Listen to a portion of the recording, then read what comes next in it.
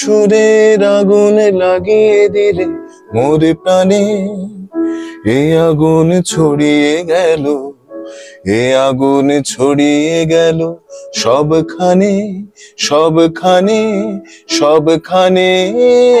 তুমি যে সুরের আগুন লাগিয়ে দিলে মোর প্রাণে, এ আগুন ছড়িয়ে গেল, এ আগুন ছড়িয়ে গেল সবখানে, সবখানে, সবখানে। তুমি যে সুরের আগুন লাগিয়ে দিলে মোর প্রাণে। বাহ, অসাধারণ একটা গান। রবি ঠাকুরের গানের মধ্যেই না একটা অদ্ভুত জাদু আছে, সেটা যে কোনো গানের দুকলি শুনলেই বোঝা যায়। আর তারই প্রমাণ আবারও আজকে পাওয়া গেল রবীন্দ্রসঙ্গীত শিল্পী দেবাদ্রিত চট্টোপাধ্যায়ের গানের মাধ্যমে। আমাদের সাথে রয়েছেন তিনি, চলুন ওনার সাথে আপনাদেরকে পরিচয় করাবো। নমস্কার। নমস্কার। নমস্কার। প্রথমে বলবো কেমন আছেন? আমি দুর্দান্ত আছি। আচ্ছা, উত্তর চব্বিশ পরগনার গোবরডাঙ্গা তো সংস্কৃতির শহর, তো আমরা সবাই জানি যে সেখানে নাট্যচর্চা হয়। তো সেই শহরে নাট্যচর্চার সাথে রবি মানে সঙ্গীতের জগতে আসা কিভাবে? আসলে ওটা যেহেতু নাটকের দল অনেক গোবরডাঙ্গায় এবং প্রতিষ্ঠিত দল, যেমন নকশা রয়েছে, শিল্পায়ন রয়েছে, কথা প্রসঙ্গ, আরো ভালো ভালো দল রয়েছে, তাই ওটা নাটকের শহর বলে আমরা জানি। কিন্তু তার পাশাপাশি গানেরও প্রচুর মানুষজন রয়েছেন যারা অনেক দিন ধরে সঙ্গীত চর্চা করে যাচ্ছেন, সাধনা করে যাচ্ছেন। সেখান থেকে আমার মনে হয় ওখানে শুধুই যে নাটকের চল আছে তা নয়, ওখানে গান, নাটক, নৃত্য, অঙ্কন, সমস্ত রকম একটা কালচার ছোটবেলা থেকে দেখে বড় হয়েছি। এবার কোথাও গিয়ে বাবা মার মনে হয়েছিল যে গানের সঙ্গে সঙ্গে ছোটবেলায় আমার মনে আছে তুত তুত তুত তুত তুত তারা, ওইটা একটা এরকম তুড়ি দেওয়ার একটা ব্যাপার ছিল ঋষি কাপুরে কোনো সিনেমা, আমি তখন অনেক ছোট। তা সেই গানের সঙ্গে ওই তাল দিতে দিতে বাবার মনে হয়েছিল ছেলেকে তবলা শেখানোই যায়, তবলা সেই মানে শেখানো যায়। তা তখন মার ইচ্ছা ছিল, যেহেতু মা গান জানে, তাই যদি একটু গানটা শিখি। তা ওই যদির থেকে শুরু করে মা বাবার চেষ্টায়, এবং আমি বড় হয়ে এখন বুঝেছি গান বাজনা করলে অনেকটা মনটা শান্ত রাখা যায়, ভালো থাকা যায়, একটা অন্যরকম আনন্দে ভাসা যায়, তাই গান গেয়েছি। আচ্ছা, তাহলে গানের জগতে হাতে খড়ি মায়ের হাত ধরে, তারপরে গানের গুরুকে? গানের জগতে হাতে খড়ি মায়ের হাত ধরে, সারেগামা তো অবশ্যই মায়ের হাত ধরে, এবং তারপরে যেভাবে এগোনো বলতে আমারই গানের দিদি, মানে মারই ছাত্রী অনুসুয়া সেন, তার কাছেই ছোটবেলার গানের শিক্ষা। তারপরে ওনার বিবাহ সূত্রে উনি গোবরডাঙ্গা থাকতেন না, বিবাহর পরে অন্য জায়গায় থাকতেন। আমার খুব মন খারাপ হয়, তা আমি গানের চর্চা প্রায় বন্ধই করে ফেলেছিলাম, কারণ আমার গানের দিদি বলতে আমি অনুসুয়াদিকেই জানতাম। তারপরে অনুসুয়াদি আর একজন দিদি হাতে আমাকে তুলে দেন, সৌমি মুখার্জি, আমার নিজের দিদির মতো। তার কাছে সঙ্গীতের চর্চা চলে, স্টেজে গান গাওয়ার সাহস উনিই জুগিয়েছেন। এবার ওই সাহস জোগাতে গেলে মানে একটা গল্প রয়েছে গানের শিক্ষার, সেটা হচ্ছে গিয়ে আমি তো এখন শ্রাবণীদির কাছে শিখি এবং আমি ওনারই শিষ্য, শ্রীমতী শ্রাবণী সেন। রবীন্দ্রসঙ্গীত বলতে তখন শ্রাবণী সেন এবং এখনো এক নম্বর, তখন এক নম্বর বলে আমি মনে করি, এবং আমি শুধু নয়, হয়তো আপামর জনসাধারণ তাই মনে করেন। গোবরডাঙ্গায় একটি অনুষ্ঠান হয়, সেই অনুষ্ঠানে সব বাইরের বড় বড় শিল্পীরা এসেছে, বুঝলেন তো, মানে শ্রীকান্ত দা থেকে শুরু করে সমস্ত যতজন রবীন্দ্রসঙ্গীতের ভালো ভালো গাইয়েরা রয়েছে। তা আমি লোকালদের মধ্যে আমি স্থান পেয়েছিলাম ওখানে গান গাইতে যাব, তখনই কোনো না কোনো শিল্পীকে ছেড়ে দিতে হচ্ছে মঞ্চ, কারণ যতই হোক আমি স্থানীয়। কিন্তু শ্রাবণীদি অদ্ভুত ভাবে, তার এখনো এই নেচারটাই রয়ে গেছে, সবাইকে এগিয়ে দিতে পছন্দ করেন, সবাই হ্যাঁ হ্যাঁ করে নাও, সেরে নাও। এই শ্রাবণীদি লাস্ট রয়েছে, এত ভালো মানুষ। তখন সৌমিদি আমাকে নিয়ে যায় যে এই স্থানীয় ছেলেটি গান গাইবার সুযোগ পায়নি, ওর খুব মন খারাপ, এবং অনেক লোকজন জমে যায়, কেন দেবাদ্রিত গাইবে না, যারা আমাকে ভালোবাসে, স্নেহ করে। তখন শ্রাবণীদি বলে হ্যাঁ হ্যাঁ কোনো ব্যাপার না, একটা দুটোই তো গান গাইবে। এবার একটা গানের জন্য আমি উঠেছিলাম, আমার মনে আছে আমি নীলঞ্জন ঘন পুঞ্জ ছায়ায় এই গানটি গেয়েছিলাম। তারপরে দিদি নিচ থেকে বলেন, প্রচন্ড অডিয়েন্স প্রচন্ড ভালোভাবে অ্যাপ্রিসিয়েট করেন, প্রচুর হাততালি। শ্রাবণীদি বলেন আর একটা গান গাও। আমার তখন মনে আছে আমি তুমি খুশি থাকো গানটি গেয়েছিলাম। তারপর শ্রাবণীদি বলেছিলেন যদি তুমি কলকাতায় আসতে চাও, তুমি যদি গান বাজনা নিয়ে থাকতে চাও, বিশেষ করে রবীন্দ্রনাথের গান, তাহলে তুমি আমার কাছে চলে আসতে পারো। ওই ওনার হাত ধরে কলকাতায় যাওয়া, রবীন্দ্রভারতী ইউনিভার্সিটিতে, ওখান থেকে এমইউজ করলাম, বিমিউজ করে এমইউজ করলাম রবীন্দ্রসঙ্গীত। আচ্ছা, স্টেজ পারফরমেন্সের কথা যখন উঠে আসলো, তাহলে সেই সময় প্রথম যে গানটা গাওয়া হয়েছিল, যেটা আপনি বললেন এই মাত্র, তো সেই গানটা যদি একবার আমরা শুনি। আমার অত্যন্ত পছন্দের গান, বর্ষার গান, নীলাঞ্জন ঘন পুঞ্জ ছায়ায়।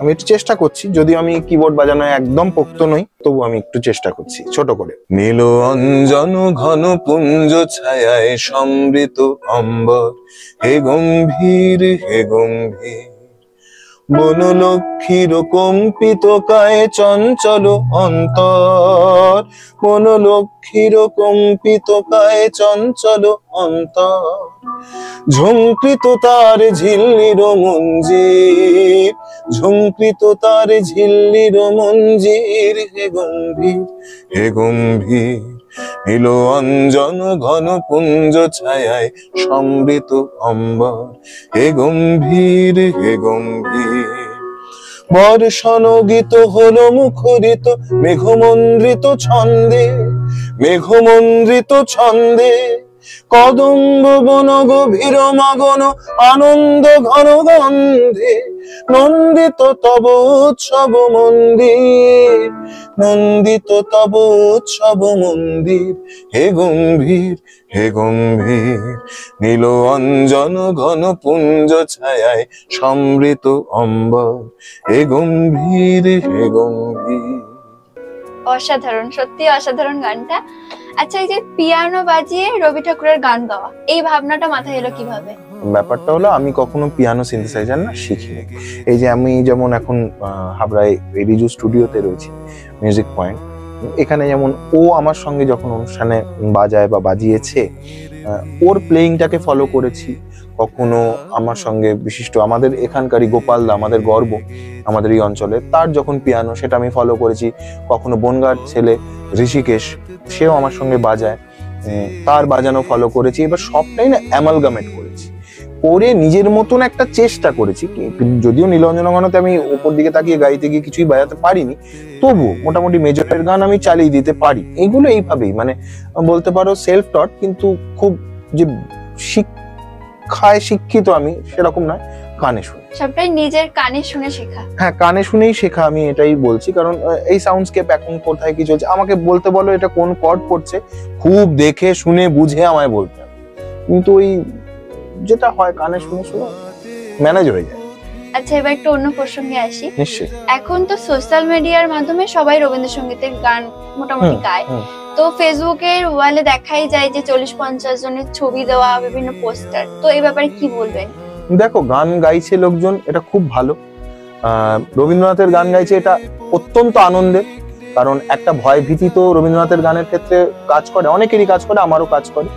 সেই ভয়টা থেকে কাটিয়ে এই কপিরাইট ফ্রি হওয়ার পরে সেই ভয়টা কিছুটা মানুষের কেটেছে। যারা অনেকটাই নিষ্ঠার সঙ্গে গানটা গায়, কিন্তু কোনো কারণে কোনো ভীতির থেকে গাইতো না, তারা যেমন এগিয়ে এসছে, এটা খুবই ভালো। কিন্তু একটা কিন্তু রয়ে যাচ্ছে, অনেকেই রয়েছেন যারা প্রাণের ঠাকুরের গানটা না ঠিকভাবে শেখেননি, এবং না শিখে একটু কানে শুনে কিন্তু রবীন্দ্রনাথ ঠাকুরের গানটা হয় না। মানে এই ইউটিউব থেকে গান তুলে নিলাম, হয়ে গেল, এই জায়গাটা এরকম। আর একটা জিনিস ইদানিং খুব কানে লাগে, শয়ের উচ্চারণ, শ চ ছ, এই একটা উচ্চারণের একটা টেন্ডেন্সি এখন চলে এসেছে, বিশেষ করে এই প্রাণের ঠাকুরের গানে না কানের যে আরামটা হতেও হয়। সেক্ষেত্রে সেগুলো তো খারাপ লাগে, তবে সবটাই যে খারাপ সেটা বলবো না। কারণ এখন তো সিডি নেই, আমাদের আগে যেমন অ্যালবাম বিক্রি হতো, তার থেকে কিছু টাকা পেতাম, খুব আনন্দ হতো, জানো তো। এবং নিজেদের লোককে খুব বলতাম, যাও না মেলোডিতে যাও, গিয়ে আমার সিডিটা কেনো, সিম্ফনিতে যাও, এবং তারা কিনতো। এবং ওইভাবে বিক্রি হতে হতে কি সামনের রোতে আমার সিডিটা সাজানো রয়েছে, দেখতেও ভালো লাগতো। কিন্তু এখন তো সেটা নেই, এখন ইউটিউব, ফেসবুক, এটাই তো ভরসা। তার জন্য সেই দিক থেকে বলবো যেটা হচ্ছে হোক, কিন্তু ভালোটা মানুষ গ্রহণ করুক, খারাপটাকে ছুঁড়ে ফেলে দিক। অনেকে করে কি, খারাপটাই শেয়ার করে আছে, এই দেখো কি গেয়েছে, এই মা, এই একটা ব্যাপার। ওই জিনিসটার আমি খুব বিরোধী। তোমার যদি ওটা খারাপ লেগে থাকে, তোমার রিপোর্ট অপশন আছে, এই আছে সেই আছে, ছড়িয়ে দাও, ওটাকে নিয়ে আর ঘাটাঘাটি করুন। ভালো যেটা হচ্ছে সেইটা নেই, ভালোটাই কিন্তু আবার মানুষগুলো দেখবে, অনেকেই দেখবে ভালো যেটা হচ্ছে সবসময় ভালো নিয়ে নাচানাচি করছে, এই আর কি। যেমন এই এখন রিসেন্টলি ইউটিউব থেকে গান উঠিয়ে দিয়েছে কি চাহাত ফতে আলী খান, আমি ওটা এন্টারটেনমেন্ট পারপাসে হয়তো 2-4 বার শুনেছি, কি আয় হায় ওই হয়ে হচ্ছে, সেরকম, কিন্তু ওটাকে আমি শেয়ার করে আরো 5 জনের মধ্যে ছড়িয়ে দিলাম, এই জিনিসটা আমি করি। নিজের আনন্দটা নিজে নিয়েছি, হ্যাঁ ওটা সত্যি একটু হাস্যকর, হাস্যরস রয়েছে যখন মনে হয়েছে শুনে নিলাম, কিন্তু সেটাকে ওই হাস্যরসটা সবার মধ্যে ছড়িয়ে দিতে গিয়ে একটা খারাপ জিনিস, অরিজিনাল কম্পোজিশনটা তো ভালো, সেটার আমি একটু বিরোধী। একদমই তাই, সবাই চেষ্টা করছে রবীন্দ্রসঙ্গীত বিভিন্ন ভাবে নিজেদের মতো করে গান গাওয়ার, তো বিভিন্ন অনুষ্ঠানও হচ্ছে, তো এখানে কি রবীন্দ্রসঙ্গীতের কোনো ক্ষতি হচ্ছে বলে কিছু মনে হয় এরকম? দেখো, রবীন্দ্রসঙ্গীতের ক্ষতি সেরকম ভাবে আক্ষরিক করতে আমি বিশ্বাস করি না, কারণ রবীন্দ্রসঙ্গীত তো একটা মহাসমুদ্র, সেটার ক্ষতি কে করতে পারে। কিন্তু একটা আমরা যারা রবীন্দ্রনাথের গানটা চর্চা করি, একটু খেটে শিখেছি, জানি না কতটা ভালো গাইতে পারি কি না পারি, তবে ভালোবাসি, তো একটু মন খারাপ হয় না যে তা নয়। এবার নিজেরা অনেক সময় যে সবসময় ঠিক গাইছি তা নয়, কিছু কিছু ভুল হয়, কিন্তু সেই ভুলগুলো খুব মারাত্মক হয় না। কিন্তু অনেক ক্ষেত্রে দেখা যায় এখনকার অনেক নতুন শিল্পীরা চেষ্টা করেন হয়তো অন্যান্য গান, ধরো আমি একটা গান গাইছি, ধরো কথার কথা, পথ হারাবো বনে এবার পথে নেমেছি, কথার কথা এখানে হয়তো আমার কোনো একটা শব্দ ভুল হলো, বা কোনো একটা সুর হেমন্ত বাবু যেরকম করেছে, হয়তো ওই যে নিষেধের এটা না করে কথার কথা নিষেধের আমি করে ফেললাম, তাহলে ওই জায়গাটা না একটু কানে লাগলো। তাদেরও যেরকম কানে লাগে, আমরা যারা রবীন্দ্রনাথের গান নিয়ে চর্চা করি আমাদেরও এটা কানে লাগে, কিন্তু আমাদের দিকে তারা রে রে করে তেড়ে আসে, কই কণ্ঠস্বর ভালো, অত নোটেশনের কি ভাব দিয়ে গিয়েছে, কিন্তু না, একটা সব মিলিয়ে রবীন্দ্রনাথের গান, তার মধ্যে ভাব থাকবে, সুর বিকৃত হবে না, তার মধ্যে বাণীটাকে গুরুত্ব দেওয়া হবে, এবং সব থেকে বড় কথা কোথায় দম নেব এবং উচ্চারণ, এইগুলো না থাকলে আমার মনে হয় রবীন্দ্রনাথের গান সেইভাবে সবার সামনে গাওয়ার কোনো দরকার নেই। আমরাও কিন্তু এন্টারটেনমেন্ট পারপাসে রবীন্দ্রনাথের গান গাই, এবং সেইটা করেই কিন্তু খাচ্ছি, যেটুকু খাই, ডাল ভাত খাই আর যাই খাই, খাচ্ছি, এবং চেষ্টা চলছে, আশীর্বাদ রয়েছে সবার, সেই আশীর্বাদটুকু আরো চাই, এবং অনেস্টির সাথে আমি রবীন্দ্রনাথের গান গাইবার চেষ্টা করি মহান আনন্দে। এমন নয় যে আমি খুব মানে গম্ভীর ভাবে এই দেখো কত কঠিন গান আমি গাইছি, আমি আবার সেটার পক্ষপাতী। তাই মনে হয় একটু শিখে নিয়ে গাইলে ভালো হয়, অনেকে না শিখে খুব গাইছে। আবার তার পাশাপাশি আমাদের একটা গানের ভিতর দিয়ে কম্পিটিশন হয়, এই কম্পিটিশনটা অনেক কিছু আমারই মস্তিষ্ক প্রসূত, তার মধ্যে দিয়ে দেখছি বাচ্চা বাচ্চা ছেলেমেয়েরা কিন্তু আবার ঠিক গানও গাইছে, কিন্তু সেই ঠিক গানগুলোকে সবাইকে প্রমোট করতে হবে, সবাই মিলে সেই ভালো ভালো গানগুলোকে শেয়ার করতে হবে, প্রমোট করতে হবে। এইটারই অভাব আমার মনে হয়।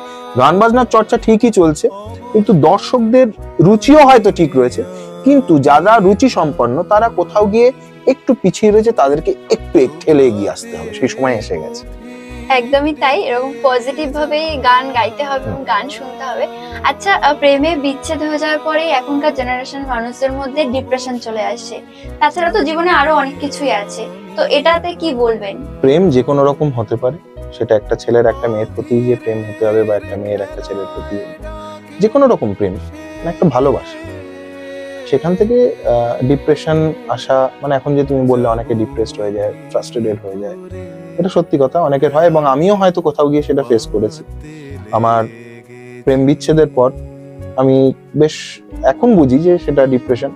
তা বলে কি এখন ডিপ্রেশন নেই? অবশ্যই আছে। এই যে ধরো আজকে ধরো তোমাদের এখানে রয়েছি, তোমার সাথে একটা আলাপচারিতা, কথাবার্তা, এক যে একটা স্টুডিও রয়েছি, গান গাইবো, আমার আবার হয় কি বলতো, কাজ না থাকলে খুব ডিপ্রেসড হয়ে যায়। তার জন্য একটু কাজে থাকতে হবে, এবং নতুন প্রজন্মকে আমি এইটুকু বলতে পারি, যতটা পারো কাজে থাকো, অনেস্ট থাকো মনের দিক দিয়ে, আর নিজেকে ভালোবাসো, কিন্তু অন্যকে ছোট করে নয়, বা অন্য কাউকে আঘাত দিয়ে নয়। অবশ্যই সবারই রাগ আছে, সবকিছুই আছে, দুঃখ আছে, আনন্দ আছে, সবটার মধ্যে একটা মার্জিত ব্যাপার রেখো, খুব ভালো থাকতে পারবে, এইটুকু বলতে পারি। আর সব শেষে অনেস্টি কিন্তু তোমার সাথ ছেড়ে যাবে না।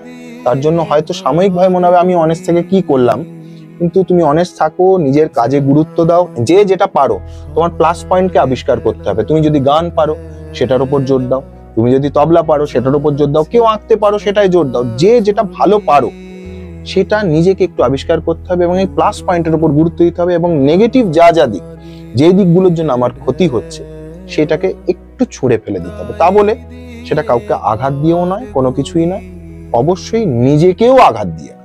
অনেক সময় হয় না যে আমরা নিজেদেরকে নিয়ে ভাবতে ভুলে যাই, ভালোবাসায় লোকে বলে না অন্ধ হয়ে যায় সবকিছু।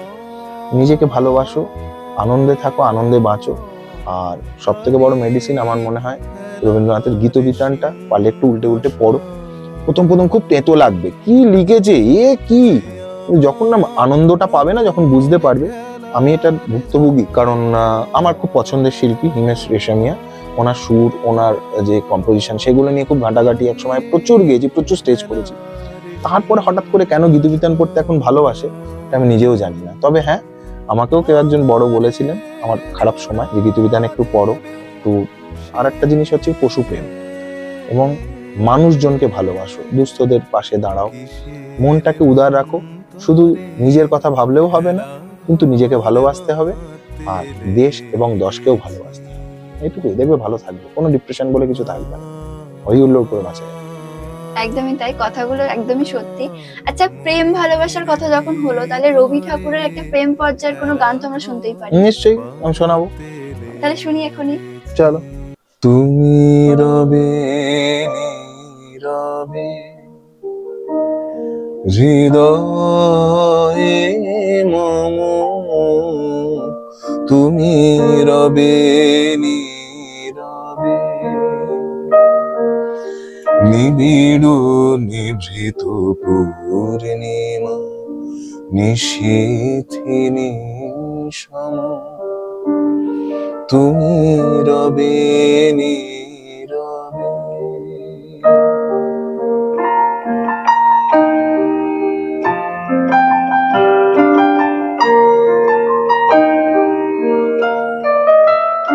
মম জীবন যৌবন মম অখিল ভুবন, তুমি ভরিবে গৌরবে নিশীথিনী সম, তুমি রবে নীরবে হৃদয়ে মম, তুমি রবে নীরবে। অসাধারণ, সত্যি রবি ঠাকুরের গানে জাদু আছে। আচ্ছা, গানের জগতে যে হাতে খড়ি কিভাবে হলো সেটা তো আমরা জানলাম, তারপরে প্রথম ব্রেকটা কিভাবে পাওয়া হলো? ব্রেক বলতে টুকটুক করে ইউনিভার্সিটি যাওয়ার পরে বিভিন্ন মানুষের সঙ্গে আলাপ, সেখান থেকে এসে কোয়ারে গান গাইবার সুযোগ পাওয়া, আরো নানান মানুষের সঙ্গে পরিচয় হয় সুবাদে দেবজিৎ রায়, আমাদের অত্যন্ত প্রিয় দাদা শ্রী দেবজিৎ রায়, যিনি ম্যাক্সিমাম যেই আমরা ডেইলি সোপগুলো দেখি, সিরিয়ালগুলো দেখি, তার ম্যাক্সিমাম মিউজিক ডিরেকশন তার। ওনার আমার গান পছন্দ হয়। একটা সিডি জমা দিয়ে এসেছিলাম ওনার কাছে, এবং প্রথমবারই আমি যে গানটি গাইলাম, আমার সৌভাগ্য হয়েছিল সেই গানটি এখন এই সাহিত্যের সেরা আকাশ বা কিছু একটা এরকম হয়, সেটা সাহিত্যের সেরা সময় বলে একটা চ্যানেলে হতো। সেইখানে আমি আর শ্রাবণীদি একটি ডুয়েট গিয়েছিলাম। তারপরে বিভিন্ন সিরিয়ালে এখন ওই কদিন আগেও দেবজিৎদার সুরে গাইলাম। তারপরে তো উপালিদি, আমাদের অত্যন্ত প্রিয় উপালি চট্টোপাধ্যায়, ওনার তত্ত্বাবধানেও আমি গান গেয়েছি, ওনার সঙ্গীত পরিচালনায়। দেবজ্যোতি মিশ্র, শ্রদ্ধেয় দেবজ্যোতি মিশ্র দেবুদা, ওনার সঙ্গীত পরিচালনাতেও বেশ কয়েকটা সিরিয়ালে গান গেয়েছি। সেরকম ভাবেই চলতে চলতে টুকটুক টুকটুক করে তারপরে মির্চি মিউজিক অ্যাওয়ার্ড পেলাম। এই টুকটুক চলছে আর কি, এভাবে আরো চলতে থাকুক। একদম। আচ্ছা, আর এখন নতুন প্রজন্মের ছেলেমেয়েরা যারা নতুন নতুন গান শিখছে, তো তাদেরকে কি বার্তা দেবেন? সব ধরনের গান শোনো, সব ধরনের গান গাও, কিন্তু নিজের লিমিটেশন বোধটুকু রেখো যে আমার গলায় এইটাই হয়, আমি এইটাই পারি। অবশ্যই ভার্সেটাইল হওয়ার চেষ্টা করো, সেটা চেষ্টাটা রাখা ভালো, কিন্তু কতটা ভার্সেটাইল হতে পারলে সেটার মাপকাঠিটা তুমি নিজেই, তুমি তোমার আয়নার সামনে দাঁড়িয়ে নিজে ফেস করবে। সেটা অবশ্যই খুব ভালো গাইবে সবাই, এবং বারবার বলছি নিজের লিমিটেশন, তুমি কোনটা পারো না পারো সেটার উপর গুরুত্ব দেবে। আর একটা জিনিস, প্লাস পয়েন্ট, তুমি কোন জায়গাটায় ভালো, কোন ব্যাপারটা নিয়ে তুমি ঘষা মাজা বেশি করলে তুমি এগোতে পারবে, এটা বুঝো, দেখবে সবটাই হয়ে যাবে। আর সর্বোপরি নিজের মন আনন্দে ভরিয়ে রাখো, খোলামেলা থাকো, আর এই আর কি, অন্তত নিজের কাজে তো অনেক থাকতেই হবে, এইটুখানি।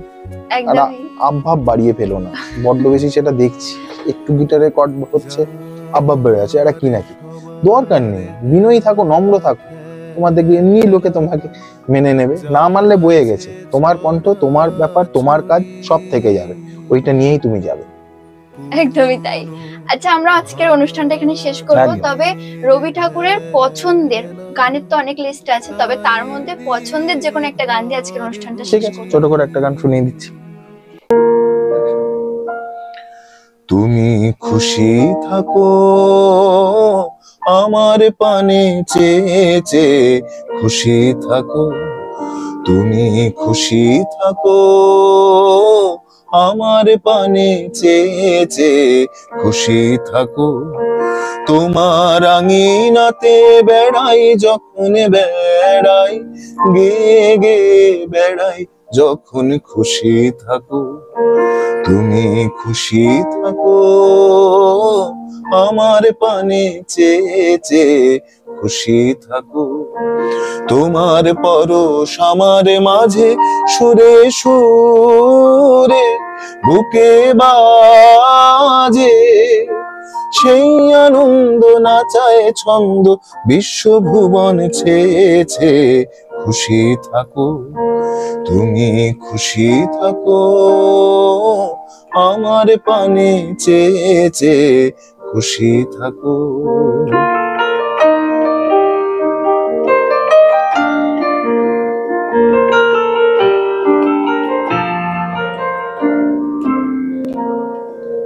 ফিরে ফিরে চিত্ত বিনায় দাও যে নাড়া, গুঞ্জরিয়া গুঞ্জরিয়া দেশে সারা চিত্ত বিনায় দাও যে নাড়া। তোমার আধার তোমার আলো দুই আমারে লাগলো ভালো, আমার হাসি বেড়ায় ভাসি তোমার হাসি বেবে, খুশি থাকো। তুমি খুশি থাকো আমার পানে চেয়ে চেয়ে, খুশি থাকো।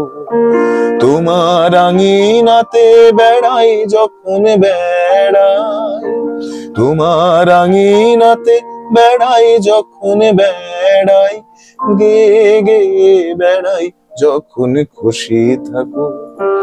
তুমি খুশি থাকো আমার পানে চেয়ে চেয়ে, খুশি থাকো। অসাধারণ একটা গান শুনে আজকের আমাদের অনুষ্ঠানটা শেষ করলাম। শিল্পীর কথায়, যে মন কখনো স্বপ্ন দেখতে ভোলে না, যে মন জীবনের সমস্ত প্রতিকূলতাকে উপেক্ষা করেও সুরের আত্মাকে বাঁচিয়ে রাখে, সেটা আলো অন্ধকার মরীচিকা হোক না কেন, সমস্ত কিছুতেই সুরের আলোতে বাঁচিয়ে রাখে।